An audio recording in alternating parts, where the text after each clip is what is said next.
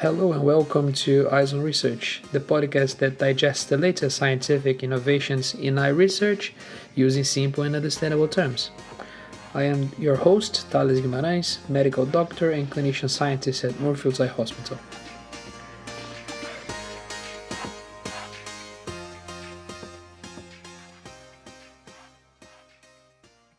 Hello and welcome to another episode of Eyes on Research. I hope your week has been absolutely amazing so far, and I wanted to start this episode with some cheering up. I don't know who needs to hear this, but if you're going through hard times, if you're going through hell, just keep going and you will find your way out in no time. Just keep going, my friend, believe in yourself, and I know that you'll get there. Alright, in other news, I'm not sure if you have seen, but we have very nice topics scheduled up until June. You can find the full schedule on our support website that I linked in the description of this episode, so it's very easy for you to search. So today we'll talk about stem cell based treatments for retinal disease. And we have all heard about stem cell, right? I remember that in the early 20s when my family and I were all watching the evening news on the TV. That's a very fond memory that I have. There was not a single week where there was no talk about the promise of stem cell based therapies. And we have had so much progress from work in animal models of disease, and then some of these work in animal models was translated to humans as well, right? To human clinical trials. And the eye is particularly an ideal target for novel technologies like this. And why is it that I say this, right? Well, think about this for a second.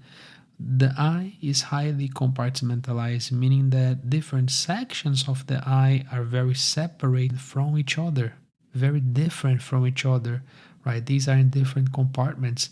And this is ideal because you can treat specific tissues of the eye, particularly the retina, which has a barrier that kind of isolates it from the systemic circulation of the body. That means that if you deliver a medication to the retina, you won't have an undesired effect in other parts of the body. Secondly, it's very easy to observe the eye in vivo, right? So we have microscopes that we call slit lamps, given its capacity to adjust the size of the light in a slit shape. So we can actually see what's going on inside your eyes in real time. Compare this, for example, to new treatments directed to tissues like the lungs or the liver, for example. We don't have easy visualization with methods that are non-invasive on these tissues, right? So this is a huge advantage of the eye. Also, we have very well established ways to directly test the function of the eyes. Just to name a few, we can do visual acuity tests, which is that typical reading chart test that you can do when you go to your ophthalmologist, right? And if you have never been to your ophthalmologist, I urge that you go urgently. We can do perimetry tests as well, which are tests to measure the size of your visual field and how much your retina is sensing in terms of light. We can also do color vision, we can do contrast sensitivity tests, and heck, we can even measure the electrical activity that your eye is sending to your brain in a very similar way that we can measure the electrical activity of the heart, right? And to think about it now that I've said it, we got really good in measuring electrical activity in a variety of places in the body. We got really good in that. So back to our original thought, the eye is indeed the ideal target for these new treatments, such as you guessed, stem cell therapy. Now, stem cell based therapies have gained importance over the past couple of decades due to great advances that we had in the technology and in the science behind the differentiation of pluripotent stem cells from embryos and adult cells. And We say that stem cells are pluripotent and what we call undifferentiated because they can essentially differentiate or evolve or transform into something else. And we'll be talking about this a lot, so let me just make sure that this concept is clear. By pluripotent, what I really mean is the dictionary definition of it. So, a cell that's able to develop into many different types of cells or tissues in the body. Or, if you want to put this in a little bit more technical terms, I guess what you could say is that these are a group of cells that can maintain an undifferentiated state indefinitely and can then differentiate into most, if not all, of the cells of the body. But the question is why, right? Because we do have effective treatments for a variety of diseases in the body, right?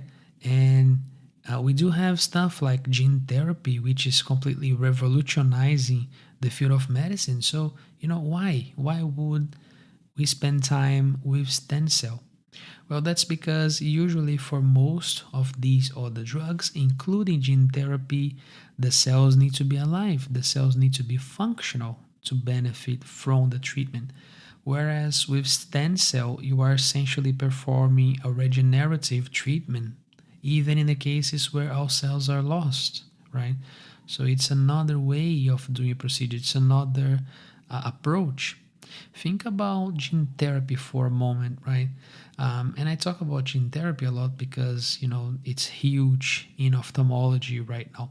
But think about gene therapy. And we do have an episode on gene therapy, so, go listen to it. This will make a little bit more sense. Gene therapy is done by putting a specific molecule that you want to use for treatment or a specific gene that you want to deliver inside the cells, and you put that inside a vessel, right?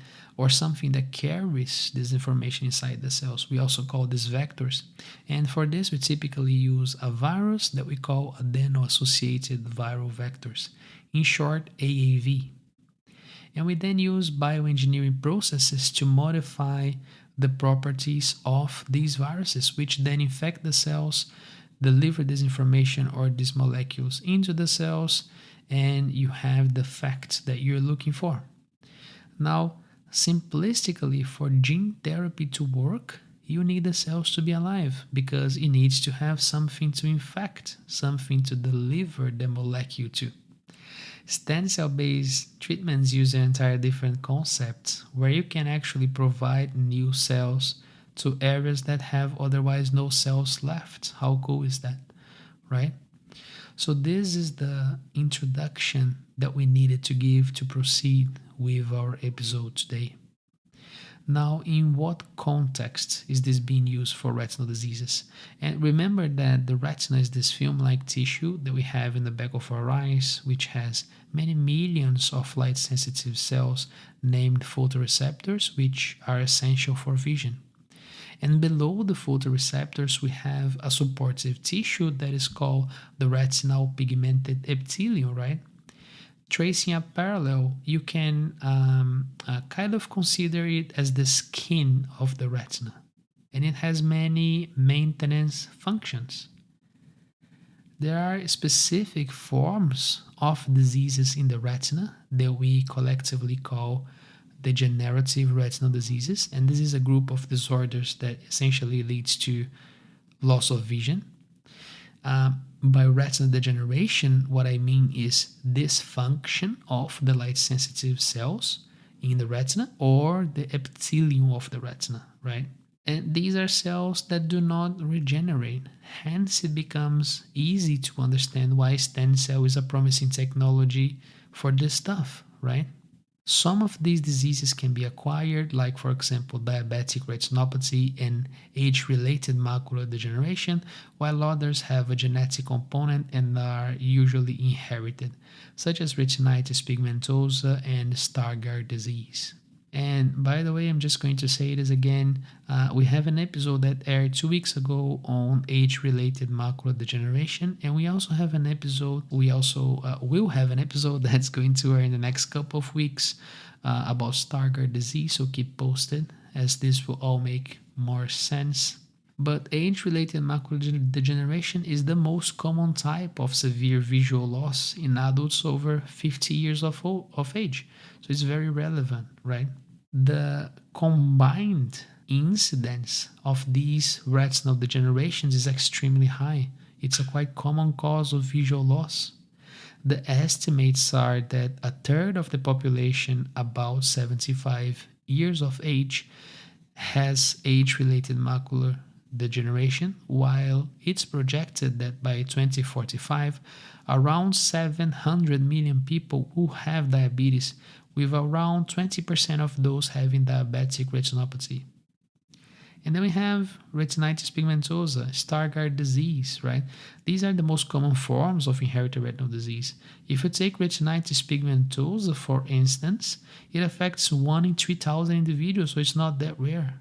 So we're talking about a combined commonality, right, of this group of diseases, which is quite high. It's quite common diseases. So coming back to the pluripotent cells, right? These are, as we have just talked about, undifferentiated stem cells, right? This is the definition of it. And the type of cells that we are talking about in this episode include embryonic stem cell, which gets this name as it's derived from embryos in an early formation stage, and also the induced pluripotent stem cells, which are adult somatic cells that are genetically reprogrammed. And the induced pluripotent cells are really changing medicine. One of the most cutting edge fields of research currently is in induced pluripotent stem cell. Another type of adult stem cell that's being explored are the bone marrow derived stem cells, which are cells, as the name suggests, derived from bone marrow. So how do you give these stem cells to retinal tissue, right? Or better, how do you put it there? Or even better, how does this thing work? So there are a few approaches for this process to take place, right? The first one is when you actually transplant a piece of the retina from one place of the retina that's healthy to the other, like a graft, right? Like a skin graft. And that's exactly what it is. Another way is getting embryonic stem cells and induced pluripotent stem cells and differentiate them into retina epithelium, which can then be delivered as a cell suspension. Both of these techniques have been used in multiple clinical trials, and there were so many that we don't have time to talk about all of them. And remember that there's a reason why these episodes are shorter than 25-30 minutes. That's the maximum that we get, and that's just so that we can actually put things into simple terms, go fast through them, and not go too much into the technical details of those. So let's talk about the overall conclusion of these studies, right? The collective conclusion of these studies is that retinal pigmented epithelium transplants appear to be safe and well tolerated. In some studies, there was actually a gain in vision. So, for instance, the California Project to Cure Blindness, that was the name of the study, which was a study with a very interesting concept. The researchers, they got like a polarized monolayer of retinal pigmented epithelium cells, which was derived from embryonic stem cells. And this was implanted below the retina, right, which was successful and safe. And again, there was even a gain of letters in some treated eyes, meaning that some eyes actually regained vision. So there are indeed some indications of efficacy, although it's very hard to say anything too concrete because only a small number of patients were enrolled in these studies. And think about this, it's the first time that this technology is being done, so we have to do proof of concept studies, feasibility studies, before we can enroll larger patients in later phase of research studies. And we actually have, I'll say this again, a bit of self-promotion doesn't hurt. We have an episode a few months ago, you can find on your favorite platforms, and in our website as well, the link is in the description, about the phases of research studies, the phases of drug development, right? So I highly recommend checking that out. It's extremely relevant and it puts things into perspective as well. And another limitation that we have is that we don't have much information regarding the long-term efficacy of these transplants, right? So we don't have 5, 10 years data of how patients are doing after they had these transplants. But this is transplantation of retinal pigmented epithelial cells, right? And remember that we also said that some patients with retinal degenerations may have dysfunction of the photoreceptors, right? The light sensitive cells in the retina. And what about the photoreceptors? Has photoreceptors ever been transplanted before? And I'm very glad that you asked, because this is still in very early stages, right? Particularly if you compare this to retinal pigmented epithelium transplantation. And that's partially because, there was a limited efficacy observed in animal models, right? And again, we need to, we do studies in preclinical models. Usually these are animals and then in vitro models of retinal organoids, right? And there was a limited efficacy on these, and that's why it's taking a little bit long to translate this to human clinical trials. The current line of thought is that given that the retinal pigmented epithelium is important for the maintenance of structure and function of the photoreceptor cells, transplantation of these photoreceptors alone may not be sufficient for the long-term resolution of retinal degenerations, right? And this is particularly important because most of these degenerations, both the inherited and also the acquired degenerations, right?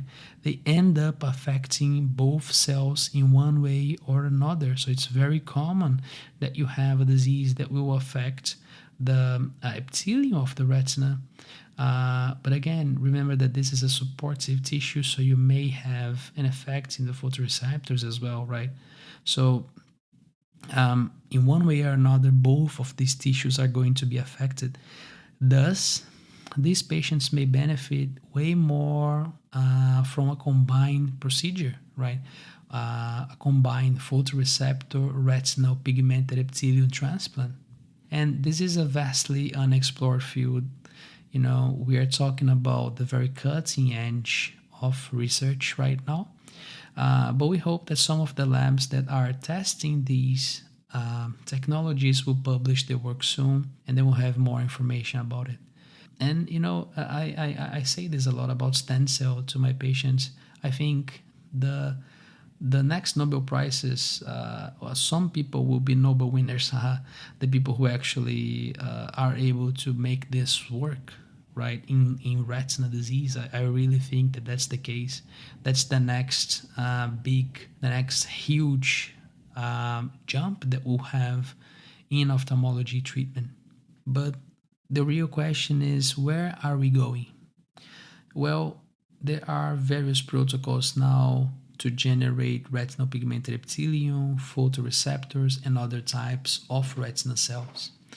There are also plenty of robust preclinical, like in vitro retinal organoids, for example, and also animal models where there is evidence of rescue of cellular function following the stem cell therapies. So it seems like we are walking in the right direction. As everything in life, there remains a number of challenges. We have had several studies looking at retinal pigmented epithelium transplantations, but there are still no clinical trials to date assessing photoreceptor transplantation.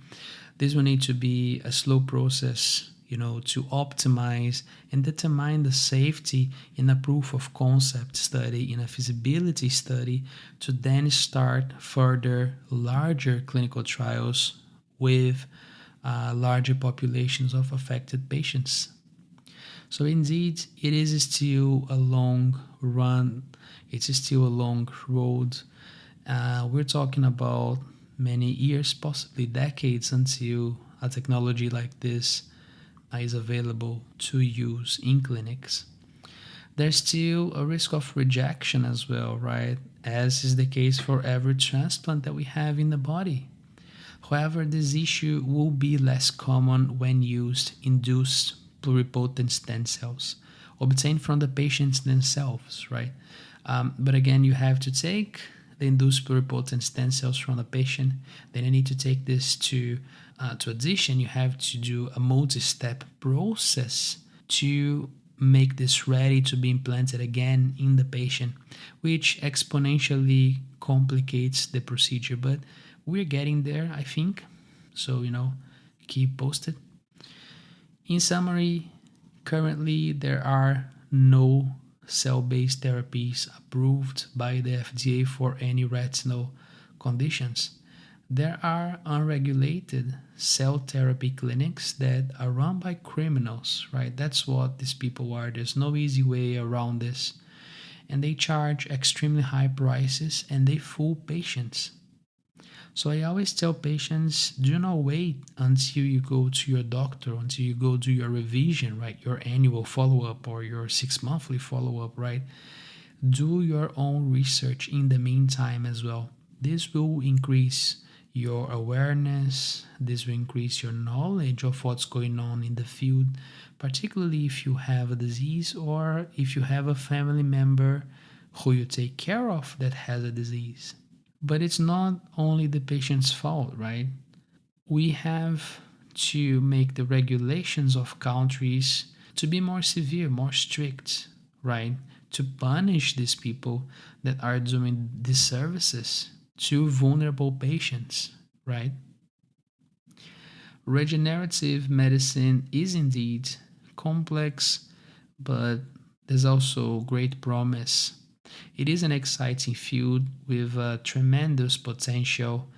Many challenges are still to overcome, but as I like to say, the future is bright. Thank you so much for listening to me today. I should also say that we have social media accounts where we post very short videos about topics that did not go on to become a full episode.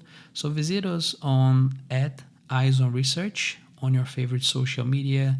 We have LinkedIn, Twitter, TikTok, Instagram. We have it all. You also find the link in the description of this episode to our Buy Me a Coffee website. And we use this as a blog page. Please consider following us there. It is completely free. And we are using this as a blog, as I just said. So you see weekly posts about curiosities and trivia about the eyes and vision, as well as hot research updates on topics that did not go on to become a full episode. For example, next week, I'm going to the ARVO conference. It's the biggest eye conference in the planet, eye research conference in the planet, and I'll be posting some of the updates that I got there about the hottest research that's going on. So consider subscribing to us there, consider following us there.